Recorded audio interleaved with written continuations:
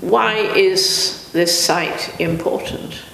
It's important because it is the only place, well, with Sunderland of course, that tells the story of Bede, and we have to remember that we are part of a dual monastery and that Jarrow was the smaller part actually. But more intact things have been found here than at Wearmouth, but nevertheless you have to think of the two as joined.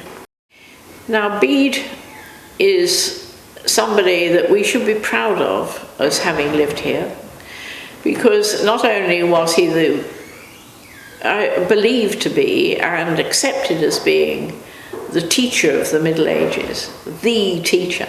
His books were sought all over Europe, and you can find them in many of the libraries of Europe where they've been destroyed from our libraries here. He's the only person who is a doctor of the church, which is the highest, an English doctor of the church, I should say, which is the highest accolade the church can give to its scholars.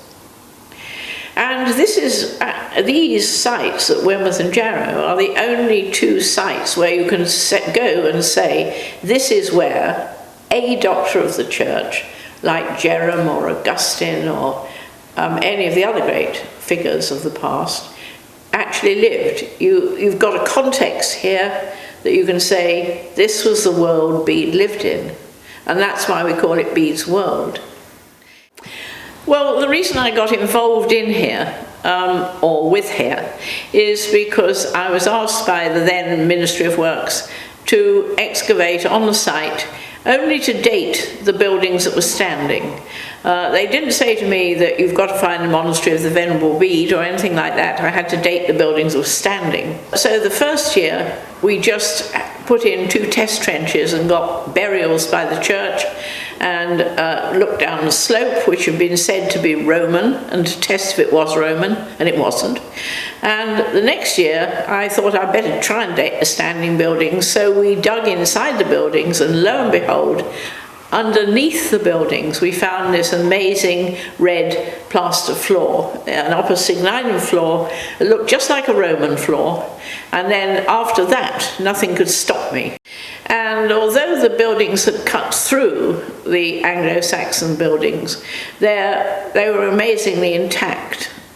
Much more so than any other stone buildings of this period that have been found in England or, for that matter, on the continent.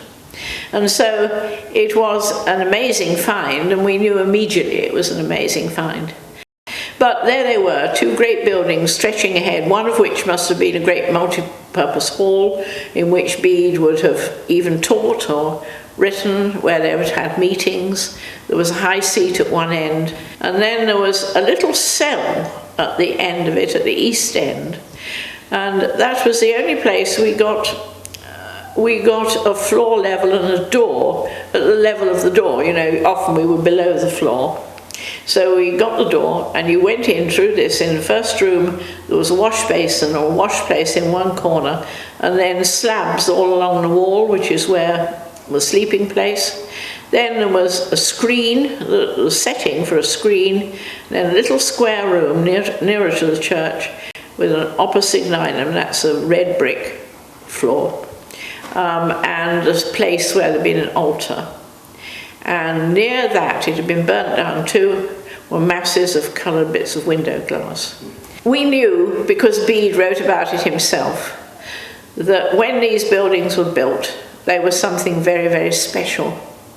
Most of the monasteries around, like Lindisfarne, for example, were built of wood, and the churches were built of wood.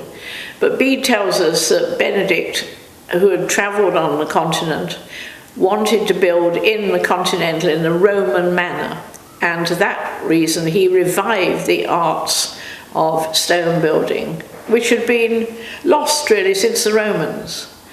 And so they introduced again mortar mixers, concrete floors, painted plaster walls with red stripes on them, and coloured window glass.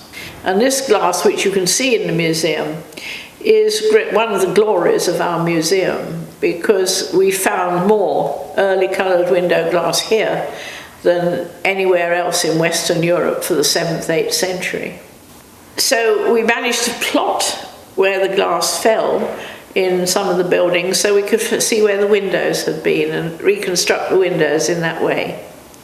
And people have reminded me since of my diggers that I said to them, you are extremely privileged to be cleaning the floor that the Venerable Bede walked on. And one boy said to me, I've never been made to clean a floor before. And I said, well, it was always the first time.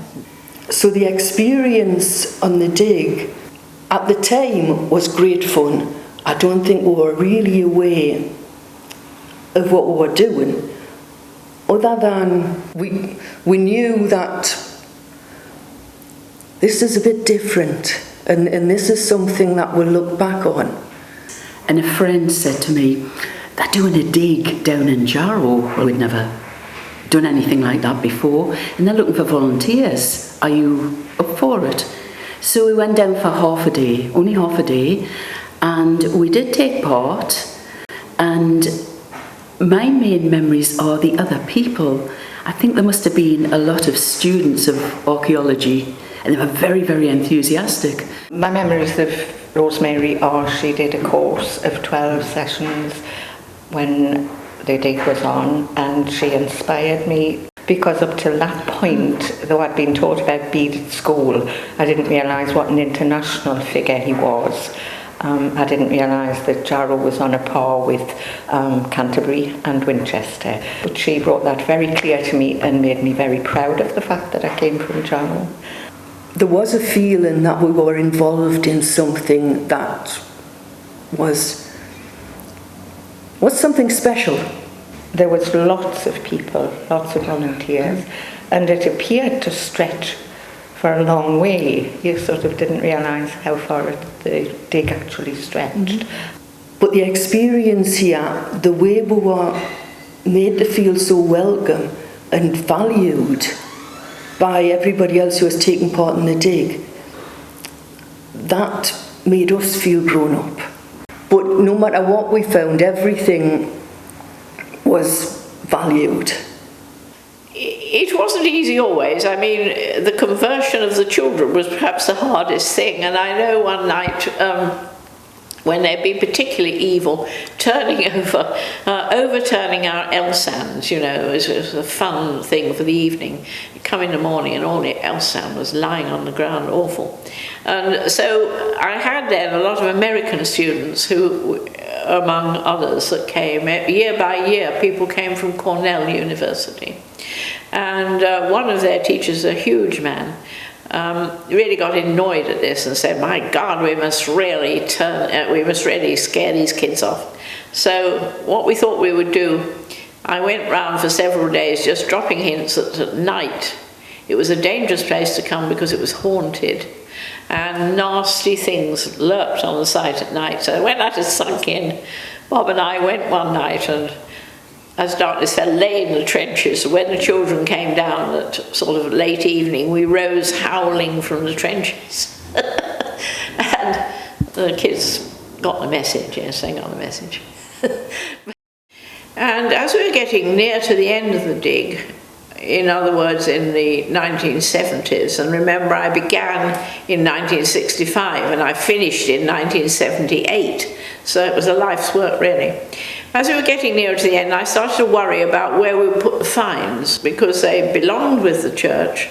On the other hand, the church couldn't display them. The nearest museum was over at South Shields, and that was really not convenient or really disposed to take that sort of material. And Jarrow itself wanted to keep, the then Jarrow Council wanted to keep the finds near. And by some miracle, because I think all our work here has been a series of little miracles, the building, which was known as Jarrow Hall, which was one of the best houses had been in Jarrow, and which overlooked the site, was becoming vacant. And so we then started this with a small museum and a small education program. And the education program became so important. It was linked to the church, and the church has always been a very important partner in this with us. And people were doing this thing of living the life of a day in the life of a monk. And so that brought in so many children, we had to expand again. And it's nice to see how it has grown and come about. And I think the fact that they now bring school children here from our area is very good. It gives them a pride in their town.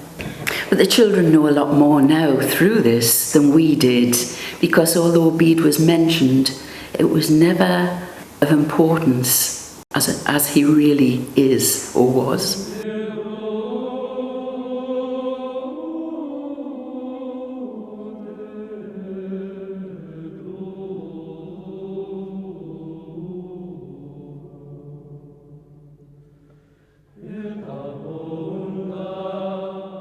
So the whole ambience has improved, obviously, and I think that having the museum here, having the dig, all the interest it produced, making sure that once again Bede was appreciated for the great international figure that he is in the place that produced him, in the place where from a boy living between Sunderland, I think, and Jarrow, he could enter the museum at Wearmouth and then move on to Jarrow and die here, but have lived a full and interesting and international life.